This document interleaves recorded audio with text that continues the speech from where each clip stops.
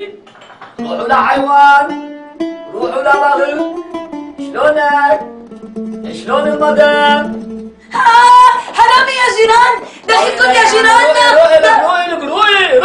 روقي لك يا عمي، ما في شي، روقي طولي بالك. حياتي شو بك؟ ولك ليه لابس هيك؟ شو شد نيعك بدك تنامي احسن ما هفك بكسلسك بالحيط. لك كيف عم تحكي معي بهالطريقه؟ شو جنيت؟ عم تعلي صوتك علي؟ لك روحي احسن ما اتبعك على عندك. لا ما بصدق عن جد انت انسطلت، انا تركت لك بيت وفالي. تعي يا عمي طولي بالك، تعي روقي يا عمي، بس انا عم بتمرن كنت، خلص طولي بالك. تتمرن؟ على شو عم تتمرن؟ عم بتمرن لأكون سوري، بدي اعمل سوري. وليه بدك تعمل سوري؟ لك نحن هلا باول الشهر، هلا بدي وزع مساعدات للاجئين السوريين. اوكي. كرتوني ملاني، هذا عدا الكاش، يعني القصة حرزانة، وانا قاعد بلا شغل.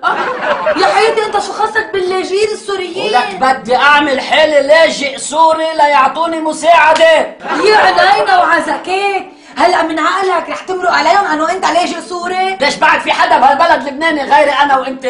طولي بالك، اعطيني 10 دقايق خليني اتمرن. يلا روحي يا بنت عمي. شلونك ولا؟ شلون هالسحنة؟